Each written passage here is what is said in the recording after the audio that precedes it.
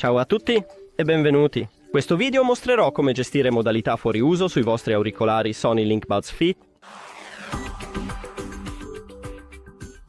Devi iniziare aprendo l'applicazione. E ora scorri verso il basso. Vai a Impostazioni dispositivo e poi vai al sistema in alto al centro. Scorri verso il basso. E proprio qui abbiamo lo spegnimento automatico, quindi clicca qui. Quindi abbiamo solo due opzioni. È per disattivare questa modalità e non sarà mai disattivata. Oppure puoi anche scegliere quello che hai di default.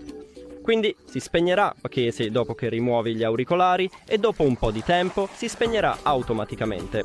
Quindi io l'ho disabilito. Ma dipende da te. Ecco, fatto.